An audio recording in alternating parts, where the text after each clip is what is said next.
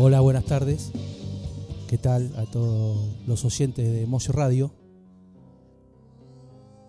Nosotros somos Dos Saviolas con Guido. ¿Cómo te va, Guido? Buenas tardes. ¿Todo bien, vos? Todo bien, Guido, todo bien, por suerte. Bueno, arrancamos un nuevo programa de Dos Saviolas. Hoy nos sumamos a la programación del día miércoles. Bueno, ayer no pudimos venir, pero venimos hoy. No sé si habrá un poco de cábala también en esto. Hoy a la noche a las 21, después juega 21:30 creo. Pero bueno, no son casualidades. No, cábalas no. Pero bueno, hoy arrancamos con todo. Arrancamos con una banda que ya tiene sus años, pero está con nuevo emprendimiento. El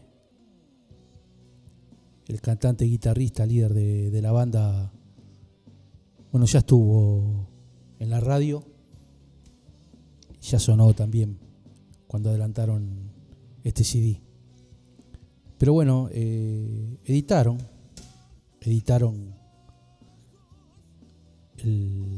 la obra que tienen en CD. Esta época que por ahí este tipo de emprendimientos ahora no es tan desarrollado. Generalmente ahora las bandas utilizan los formatos digitales como Spotify o suben los temas a YouTube. Pero bueno, ellos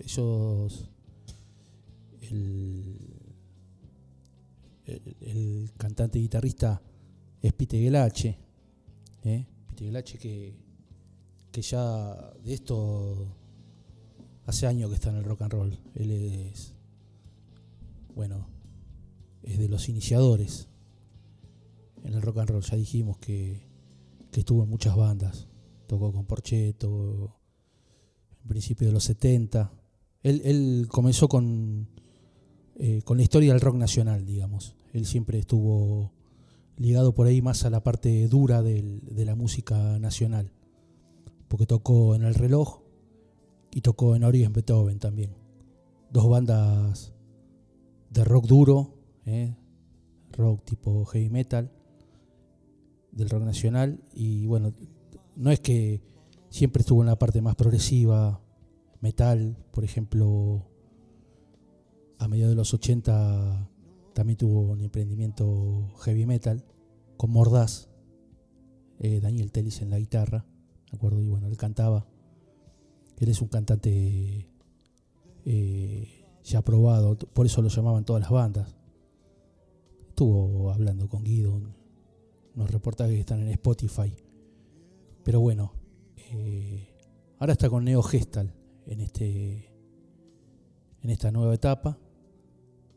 Un emprendimiento más progresivo, digamos, pero la verdad que un sonido maravilloso realmente. Y bueno, en este caso él está presentando el disco Big Bang. Grabó el disco Big Bang y la banda la conforma Daniel Martínez en batería y coros y Joel Gelache en teclados y coros. Está Pete Gelache, guitarra y voz, Daniel Martínez, batería y coros, Joel Gelache, teclados y coros. Y bueno, ahora nosotros arrancamos escuchando dos temas: Testigo Idiota y La Canción del Volcán. Y en este momento de fondo está sonando Big Bang, que le da el nombre al CD. El CD lo sacaron este año, 2024. Es un CD grabado durante el 2022 y 2023. Por ejemplo, Testigo Idiota, Big Bang y Libro Mágico lo grabaron en los estudios de Déjà Vu por Maxi Pirro. Y ahí en esos tres temas, Testigo Idiota, Big Bang y Libro Mágico, ahí tocó un bajista invitado, Daniel Andreoli, como bajista invitado. porque en vivo ahora vamos a hablar.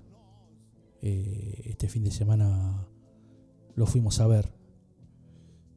Y los demás temas fueron grabados y masterizados en estudio Black Dog, por Marcelo Badiale a fines del 2023. Así que es un disco de reciente factura. Y bueno, la música y las letras pertenecen a Petty Guelache. Los arreglos es de toda la banda. El diseño de tapa la polaca, la señora de Petty. Que agradezco la amabilidad por... El otro día lo fuimos a ver el sábado. Tocó en el Abasto. Ya viene presentando el disco en varios lugares, en varios barrios. Y bueno, esperemos que pueda venir para el lado de Lanús o de Avellaneda. Él tiene muchas ganas de tocar este material. Y bueno, en este caso él abrió la jornada y hubo varias bandas, 3 o 4 bandas más, toda la noche tocaron. Y bueno, él tiene ganas de venir para el lado de Zona Sur, Así que bueno, esperemos que pueda venir para este lado. Ahora después vamos a hablar con el viejito. Igual la banda creo que está, Sacre está medio en un impasse, pero bueno, él tiene muchas ganas de venir para este lado. Después vemos si podemos organizar, él tenía ganas de organizar algún evento, o que lo inviten, no tiene ningún inconveniente. Y bueno, es un rockero de ley, años hace que está rodando. Él, con la banda más consagrada, ya tocó en Luna Park, en obras, o sea que tiene rock and roll encima, recitales encima. En medio de los 60 estuvo también una banda Bubu, que hacían rock progresivo tipo King Crimson, una muy buena banda. Y bueno, estuvo en varios emprendimientos, pero en el nuevo siglo, bueno, está con Neo Gestal, así que en esta época que hay pocos CD, que se sacan pocos CD, ellos pudieron sacar el CD. Y bueno, lo están presentando y por suerte el público lo puede disfrutar. Y bueno, el otro día lo fuimos a ver en banda con los amigos y amigas y amigos. Fuimos 4 parejas. En este caso fue la excusa de ir a ver a Neo Gestal, pero bueno, también es una salida en esta época que es difícil juntarse, ¿viste? Para salir. Los amigos, especialmente nosotros, la mayoría rondamos los 50 años. Y bueno, de salir a ver un recital, después ir a comer ahí en Abasto, siendo todos de Zona Sur. No, todos no. Pero la mayoría, Lula vive en Capital y también es más chica que nosotros. Pero bueno, fuimos con amigos, Fuimos ahí con Carlos, Hernán y Pablo, con nuestras respectivas mujeres, esposas. Vinieron Mónica, Mariana, Lula y Silvia, Así que la pasamos una noche de rock and roll. Y bueno, después fuimos a comer ahí por el Abasto, un barrio. Ahora yo recorro mucho el Abasto, así que estuvimos recorriendo ahí el Abasto. Pasamos esto era en la calle Gallo, en una cantina llamada Colombo. La verdad es un espacio para hacer show de rock and roll. Tienen un subsuelo para hacer shows, bien sonorizado, la verdad que sonó impecable. la banda. Y bueno, la pasamos, la verdad que espectacular. Espectacular y bueno, escuchando rock and roll. Y la verdad que muy agradecido, muy agradecido. Carlos hizo, como que organizó toda la movida. Él es muy amigo de Petty. La verdad que le tiene un aprecio tremendo.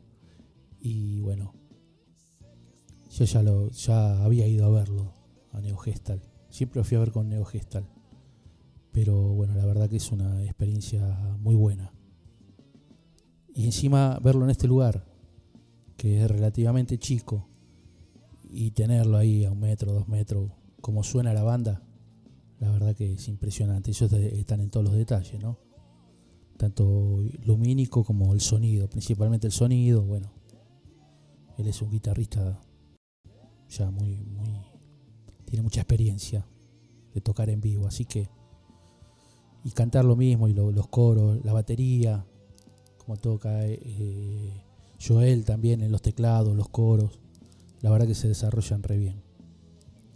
Lo recomiendo muy fervientemente a Neo Gestal. Y bueno, nosotros ya, los chicos ya lo habían visto varias veces. Mónica lo conoce de antes, más de 30 años atrás, con los otros emprendimientos que tuvo. Pero bueno, siempre dándole para adelante con el rock and roll. La verdad que tipo que ronda los 70 años, que siga rockeándola, que siga queriendo salir a tocar en vivo. La verdad que es un ejemplo para todos y bueno, la verdad que es muy recomendable lo que hace y cómo lo vive y el ejemplo, no ejemplo porque no quiere dar ejemplo de nada, pero cómo transcurre su vida, tocando porque le gusta la música. Él tuvo posibilidades ya lo comentó en el reportaje, que tuvo posibilidades de tocar en proyectos que por ahí eran un poquito más comerciales, pero él siempre priorizó la parte artística y se nota que priorizó la parte artística, tocando a principios de los 70, dándole al rock and roll con los inicios del rock nacional. Y bueno, sigue, nunca baja los brazos, les da para adelante y siempre con obras nuevas, siempre con nuevos emprendimientos.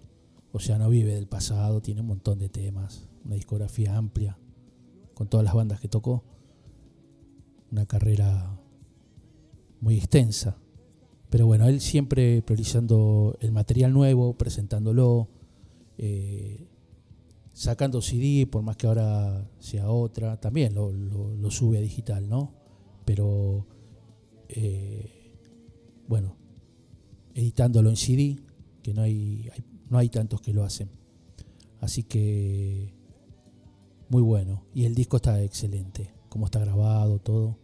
Siempre cuidando por eso la producción, algo muy profesional, pero a la vez algo muy artístico, y que lo hace de alma, se nota que lo hace de alma. Así que bueno, la pasamos de 10 con los amigos ahí. Y bueno, aprovecho para mandarle un saludo a Pablo, que bueno, está un poquito embromado. Así que un beso grande a Pablo, que se mejore. Tuvo como un principio de neumonía, tuvo que ir al sanatorio. Ese día también nosotros fuimos a comer y él no comió tanto, como que le agarró fiebre. Bueno, ya no es porque salimos ni nada, ya se sentía así, pero bueno, hay un virus dando vuelta, hay que cuidarse. Pero bueno, por lo menos pudimos salir todos, salir a disfrutar cada uno con su familia, y bueno, lo pasamos en familia como nos gusta a nosotros, entre amigos, y pasándola bien, riéndonos, Así que aprovecho también para mandar un saludo grande a todos los que fueron ahí, a Moni, a Maru, a a Lula, a Silvia, a Cristian, Carlos y Pablo. Bueno, por suerte lo pudimos hacer. Así que, dale Guido, seguimos escuchando un poquito más del álbum.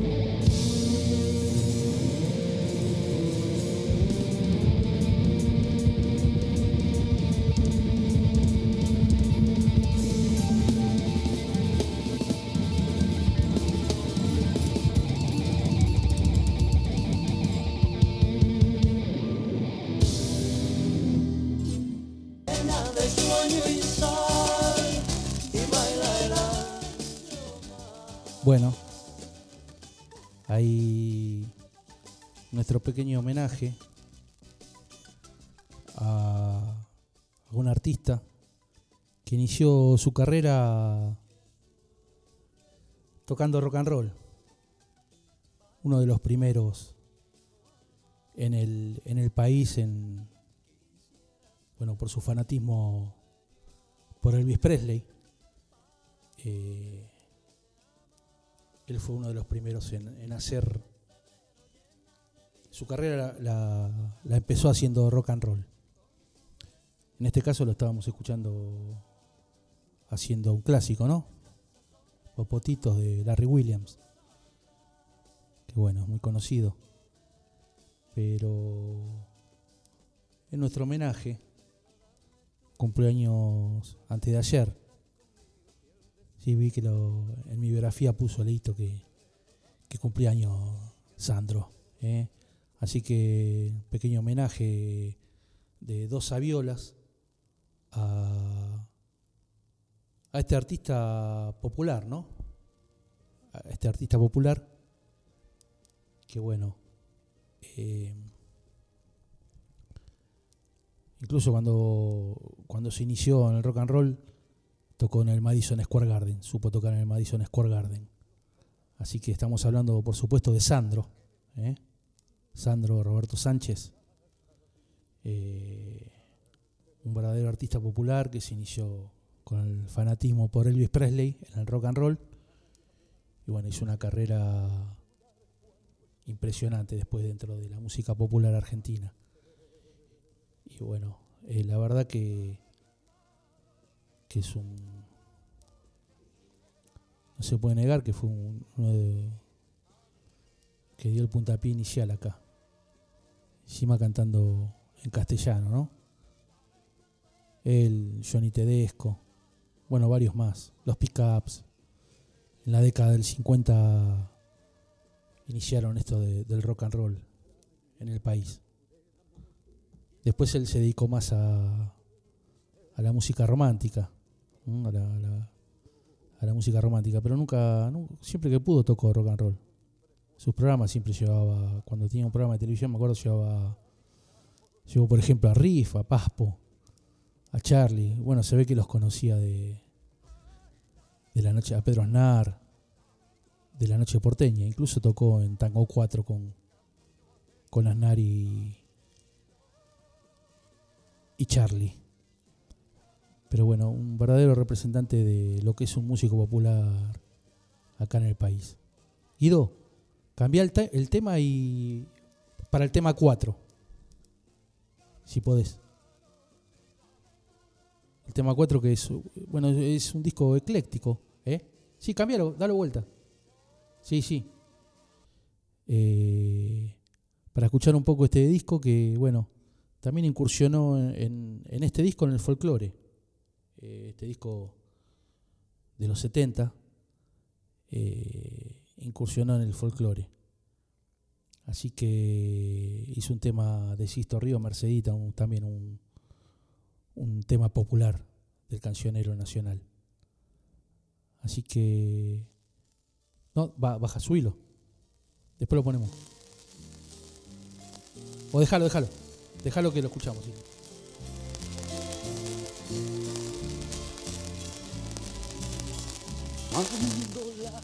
Bueno, ahí, entonces acá estamos escuchando a Sandro, en este caso con un chamamé de Sixto Ríos, Merceditas.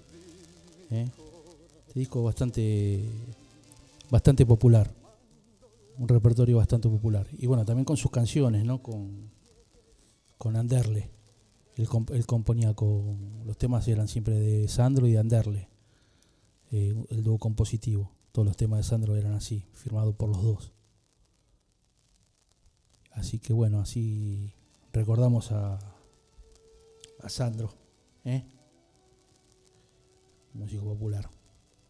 Y bueno, ahora hoy estuve viendo un poco de televisión, un día gris, un día triste, lluvioso. Recordamos que cualquier mensaje se puede mandar al teléfono 1551 33 31 40, repito, 1551 33 3140.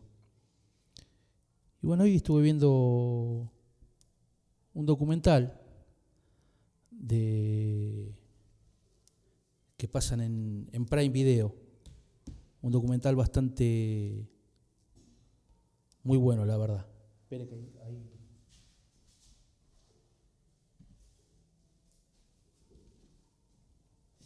Y era de un artista, bueno, ya fallecido, ¿no? En el año 2016. Pero el documental estaba más basado en una canción que compuso él,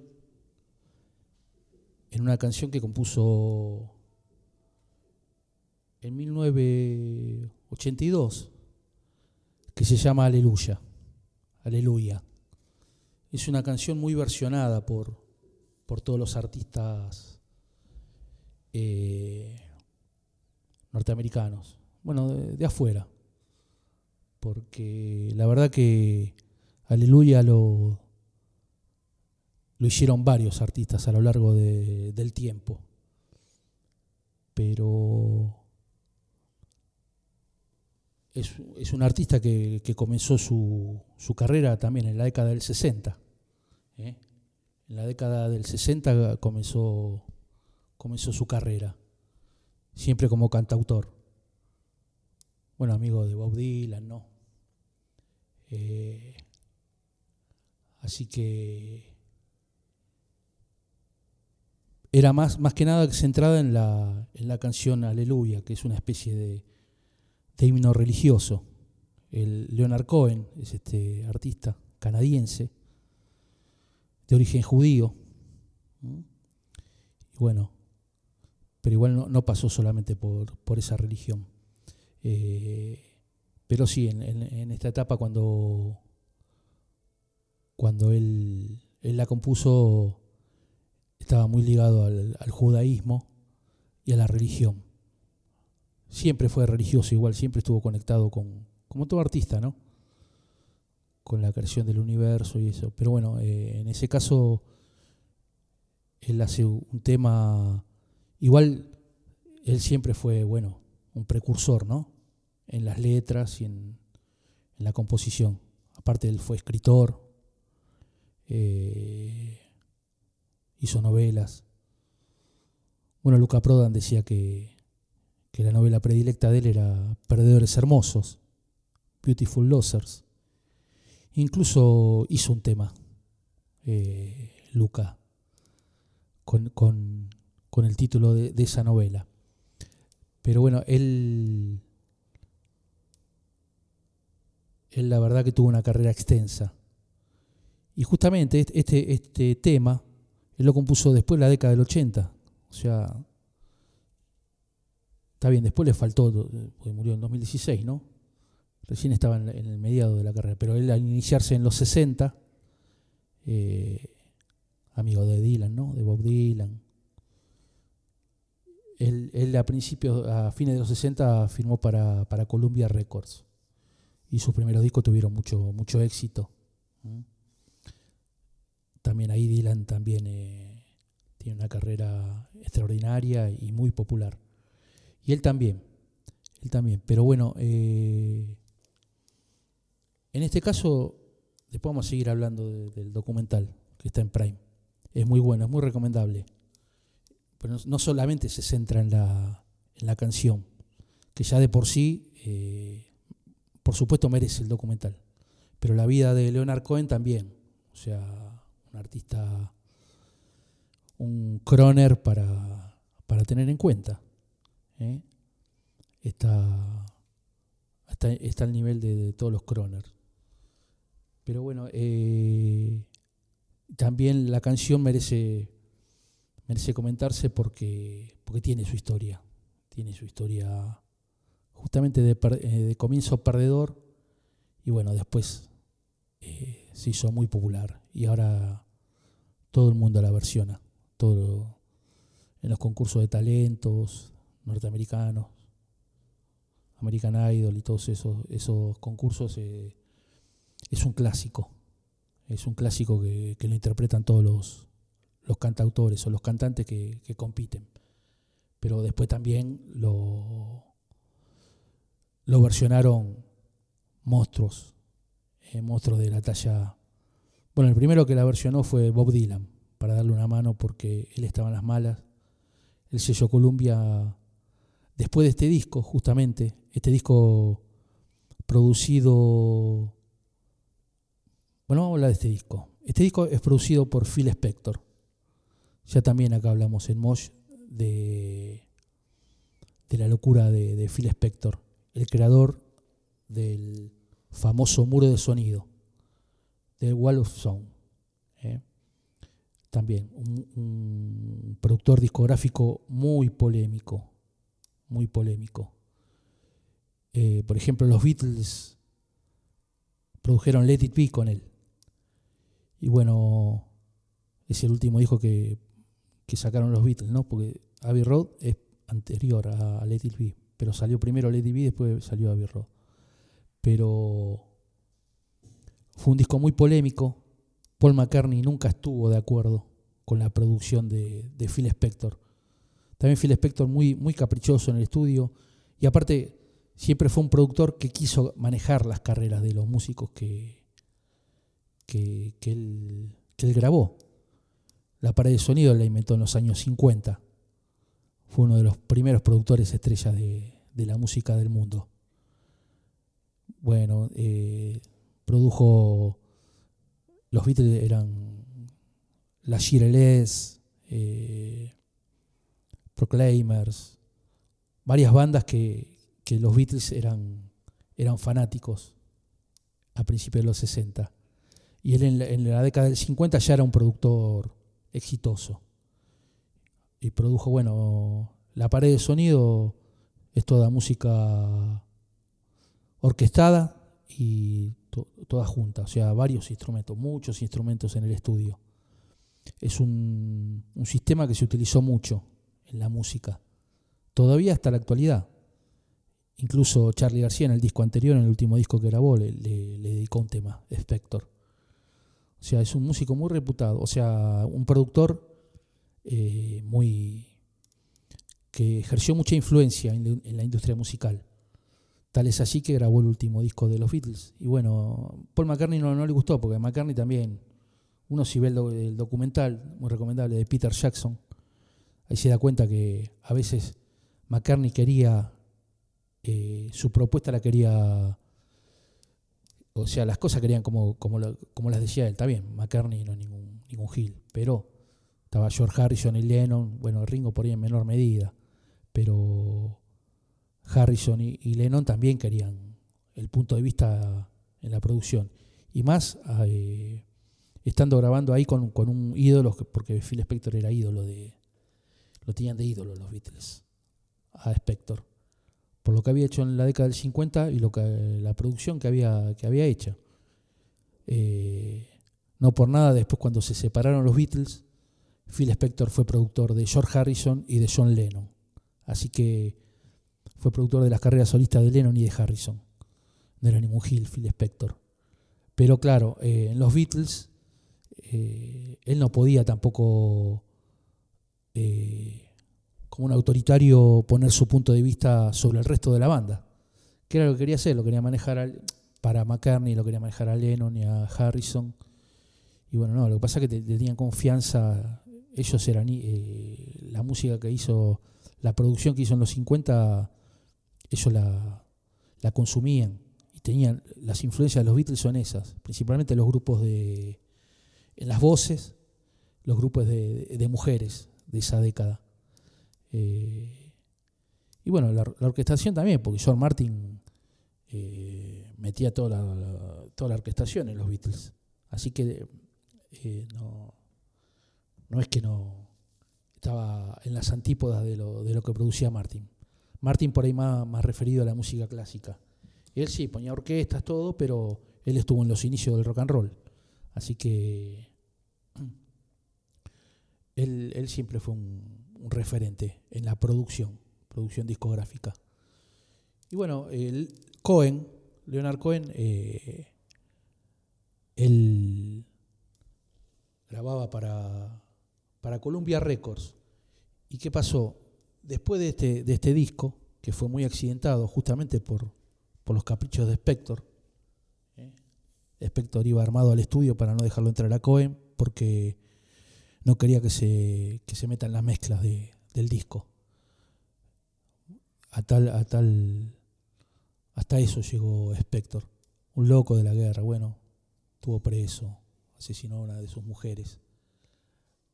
Pero bueno, acá, después de este disco, cuando grabó el siguiente, Cohen, o sea, ya se cansó de Spector, grabó el siguiente disco, Columbia Records, después de este disco no le renovó el contrato. Y en los Estados Unidos, el tema que tiene Aleluya, justamente, el tema más exitoso de la carrera de Cohen, y uno de los más versionados en la historia de la música, no solamente del rock and roll, sino de los sellos discográficos norteamericanos, Columbia Records no lo distribuyó el disco, no le gustó al dueño de Columbia, y a pesar de que grabaron el disco y todo, en Estados Unidos no se distribuyó. Él lo tuvo que distribuir por su cuenta en Europa. Y bueno, Estados Unidos le dio la espalda. No nos olvidemos que era un músico canadiense. Así que, por más que haya tenido éxitos anteriores en la década del 60, él tenía que pagar el derecho de piso ahí en Estados Unidos para el sello Columbia Records. Entonces el ejecutivo, el dueño en ese momento que distribuía Columbia Records, no lo quiso en el sello. Entonces ese disco posterior no tuvo distribución en el lugar más grande del planeta, y bueno, tuvo que hacer su recorrido a principios de la década del 80 en Europa. Y bueno, a pesar de eso, influyó enormemente en los demás músicos, porque Bob Dylan, en el 84, cuando hacía giras, cuando estaba de gira, él ejecutaba. El primero que ejecutó Aleluya fue Bob Dylan, fuera de lo que lo hacía Leonard Cohen en sus giras europeas. Al estar prohibido en Estados Unidos, Dylan en Estados Unidos hacía Aleluya, hacía una versión de Aleluya. Y después lo versionó un monstruo para mí, un monstruo llamado John Cale. John Cale hizo una versión en piano de Aleluya, sacándoles partes dejando más la parte religiosa, porque Aleluya tiene una parte religiosa y una parte de una relación que tuvo con una de sus amantes, Leonard Cohen, o una de sus novias. Y bueno, como es John Cale, un artista impresionante, uno de los creadores junto a Lou Reed de la Velvet Underground, bueno, él versionó en la década del 80, hizo una versión propia de Aleluya al piano. El que lo puede escuchar, es una versión impresionante. Y es la versión que más quedó, digamos, de los artistas que vinieron después. Es una versión digamos, variada, pero que bueno, por más que John Cale no sea un músico tan popular, es la que quedó grabada en los artistas, más que nada. En los artistas que después la siguieron interpretando. Todos. Hay muchos artistas que tienen versión de Aleluya. Pero la de John Cale, bueno, si pueden escuchar la versión que hacen en los shows, John Cale, es impresionante. Tremendo artista. Un artista galés también, no norteamericano, galés, con formación clásica. Bueno, lo que hizo en la Velvet Underground fue maravilloso. Hasta aún hoy sigue influenciando en la música. La Velvet Underground de Lou Reed y John Cale, bueno, todos. Shirley Morrison y Maureen Tucker en batería, una mujer, una banda. Y al principio, el primer disco es un clásico total, Velvet Underground and Nico, producido también en la Factory de Andy Warhol. Andy Warhol le gustaba como las interpretaciones que hacían en vivo, Velvet Underground. En esa época, recordemos que estaba el Flower Power en Estados Unidos. Y Lou Reed, John Cale y la banda era bien oscura, una música muy oscura, muy psicodélica, muy de reviente, de mucha calle, o sea, las calles en esa época sucias de Nueva York, bueno, la reflejaban, vendría a ser el lado oscuro del Flower Power, que se desarrollaba más que nada en Los Ángeles, y la parte oscura de lo que se vivía en esa época, de las drogas duras, y bueno, de todo sadomasoquismo, de todo lo que representa el capitalismo, la parte oscura, la parte desechable. Eso lo reflejaba la Velvet Underground. El primer disco de la Velvet Underground, Nico, uno de los mejores discos de la historia. Y bueno, John Cale en este caso también supo captar, por más que el disco en Estados Unidos no lo distribuyeron porque no le gustaba, al sello no le gustó, lo desechó.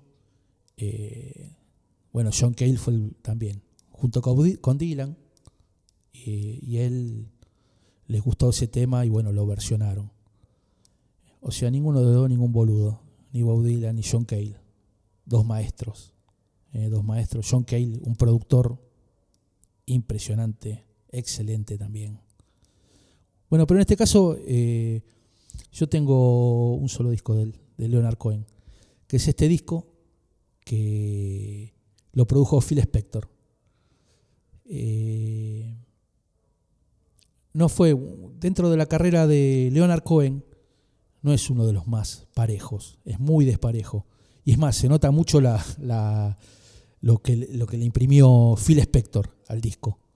O sea que es una locura este disco. Los dos estaban re dado vuelta en la época que le hicieron, que en el 77. Sí, Guido. Acá en Twitch dice Loco Harry, hay miles de versiones buenas, hasta hay una de Bon Jovi, saludos. Sí, Aleluya, muy versionado. Pero bueno, el original de Cohen. Y la de John Cale es excelente. También después, posteriormente, la hizo un joven en la década del 90, Tim Buckley, un músico que falleció muy joven, que tenía una voz impresionante. Bueno, él es el que la hizo popular en Estados Unidos en realidad. Porque John Cale es un músico, no es un músico popular. Es un músico excelente, referencia absoluta de infinidad de bandas, pero no es popular.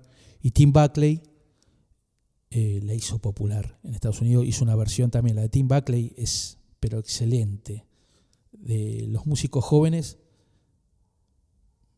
es tremenda, es insuperable.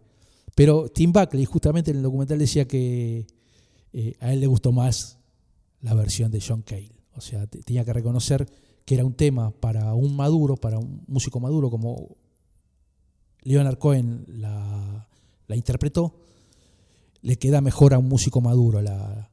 Y Tim Buckley en esa época tenía 22 años.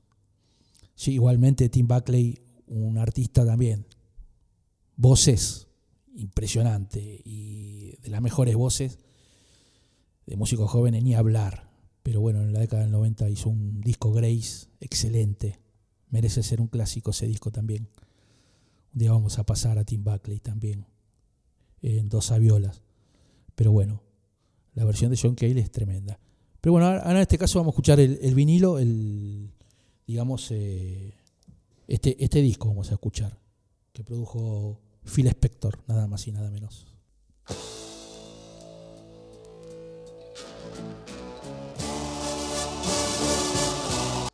Bueno, ahí volvemos. Entonces, este disco es del año 77, 77, Date of a Ladies Man, y ya dijimos, producido por Phil Spector. El ingeniero de grabación es Larry Lewis, con los asistentes de Bob Radcliffe, Stan Ross y Bruce Gold, asistente también de los ingenieros. Y todos los arreglos son de Phil Spector. Los arreglos vocales y orquestales. Está grabado en Los Ángeles. En los Winner Recording, uno de los estudios. El otro es Gold Star Recording. Y el otro es Devonshire Sound Studios de Los Ángeles. Todo de Los Ángeles. Y bueno, en este disco tuvo coautores en las letras, por ejemplo, de Bob Dylan, el escritor Allen Ginsberg,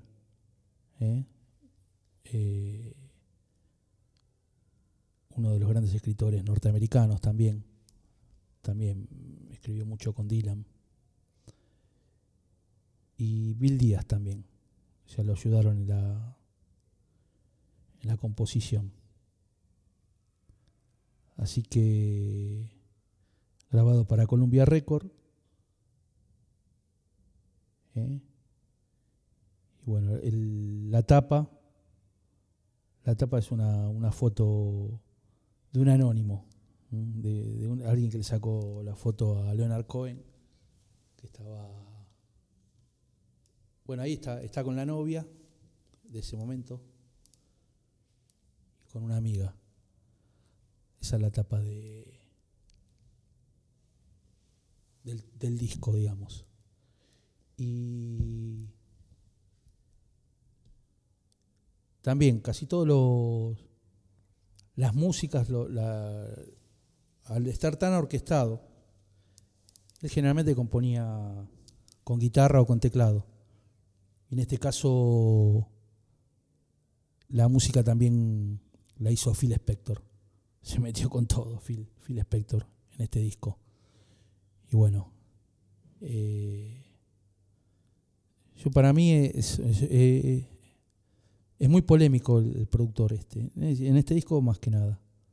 Pero en las carreras solistas de Lennon y de Harrison, para mí fue un maestro como productor. Los discos que produjo él, solistas de Lennon y de Harrison, son tremendos, terribles.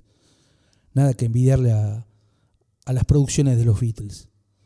O sea, las producciones de Harrison y Lennon con Phil Spector, la verdad, están a la altura de los Beatles. También tuvo problemas cuando grabó, por ejemplo, con los Ramones, el disco End of Century. También los fanáticos de los Ramones no estuvieron muy conformes con ese disco. Para mí fue un discazo de los Ramones, Para mí fue un discazo, cómo está grabado, cómo está producido, también los arreglos vocales, todo. Fue un discazo. Pero bueno, hay fanáticos a ultranza que no le gustó también Spector se metía. Sí, también Joey Ramone también lo puteó a Spector. Se ve que se metió mucho digamos, los artistas son muy celosos de su arte principalmente. O sea, que se meta un productor que quiera meter mano, ¿viste? En este caso, por ejemplo, a Cohen le metió toda la orquestación que pudo y no lo dejaba entrar al estudio, que no quería que sepan. Por eso por ahí también Columbia le pasó factura después, ¿no? A Leonard Cohen. Pero el otro disco, donde estaba Aleluya, era un discazo. La verdad que no, por ahí este era el que no tenía que haber salido. Y bueno, lo castigaron no dejándolo sacar el otro disco. Pero bueno, Spector, un productor polémico. Para mí, donde Century de Ramones es un discazo, ese de la tapa roja. Pero bueno, a los puristas no. Hay mucho que no les gusta ese disco. Así que esta fue la producción de Spector. Y bueno, y volviendo al documental, este tema Aleluya, hablando de Aleluya, 7 años le costó a Leonard Cohen el trabajo de ese tema. Él estuvo 7 años en esa canción, estudiando mucho la cábala judía. Bueno, después de que terminó, de que sacó ese disco, él después se hizo budista. Él se hizo monje budista zen. Incluso fue a hacer un retiro espiritual de budismo zen. Se recluyó mucho tiempo. Él era un artista consagrado, ¿no? Y se recluyó mucho tiempo Leonard Cohen. Pero bueno, ¿qué se le va a hacer?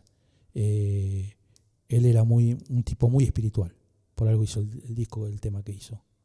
Así que vamos a seguir escuchando un poquito más de este disco con Phil Spector, Guido, de Leonard Cohen.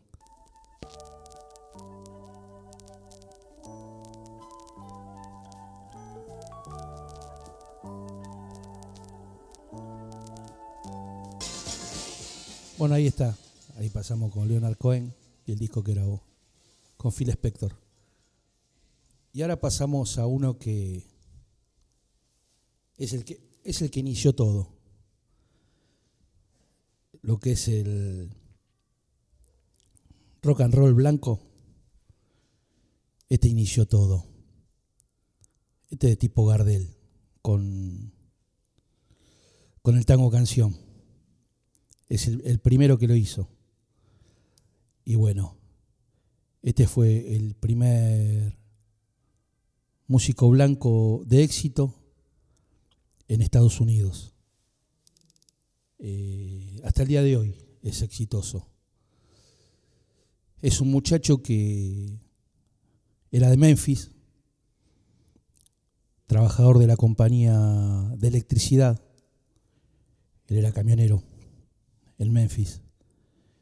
Y bueno, le quería hacer un regalo a la madre. Y había un estudio de grabación en la ciudad de Memphis llamado Sun Records. Sun Records era un estudio de Memphis. Y bueno, él le quiso hacer un regalo de cumpleaños a la madre. Y no tuvo mejor idea. Esto es lo que hacía Sun. O sea, Sun Records hacía, el que era por ahí aficionado o quería grabar un disco o un tema, un simple en esa época, ¿no? Él se lo grababa. Él lo grababa. Le ponía al músico del estudio, y iba al cantante y grababa. Pero este tenía la particularidad que era un músico blanco, pero tenía una voz de negro. Él era fanático de la música negra.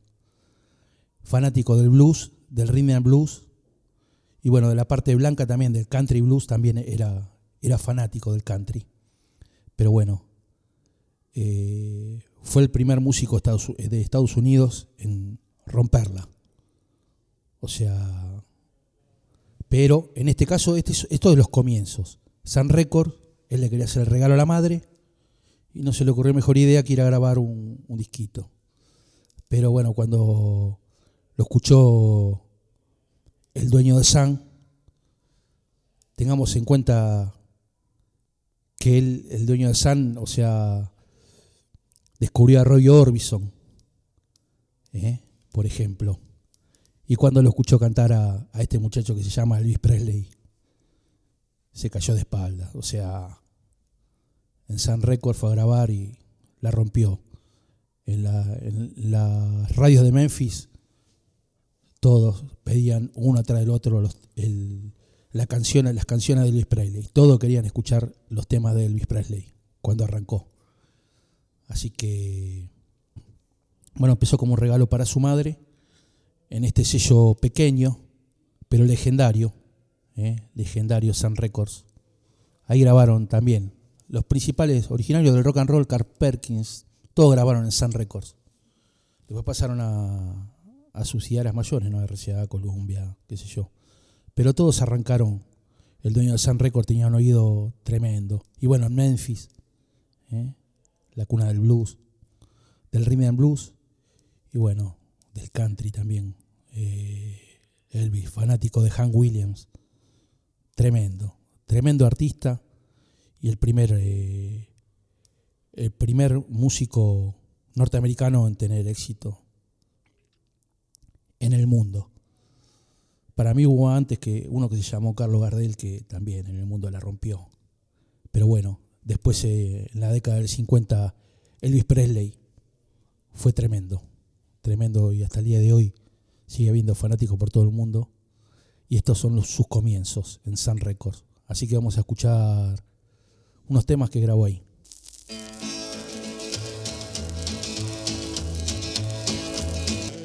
Bueno, ahí nos vamos a ir ya está cerrando el programa. Nos vamos a ir escuchando a Elvis Presley en Sun Records. Bueno, ahora viene el DT con Cambalache, seguro va a hablar de fútbol, el partido de esta noche y todo. Bueno, después viene La Aguja con Quiet Riot, un disco. Y después, para cerrar la jornada, mi biografía. Así nos estamos viendo el martes que viene, supuestamente. Si no, bueno, menos mal, no hay drama, podemos venir otros días. Así que gracias por el aguante a todos. Y bueno, espero que les haya gustado. Que la pasen lindo, lo dejamos con Cambalache.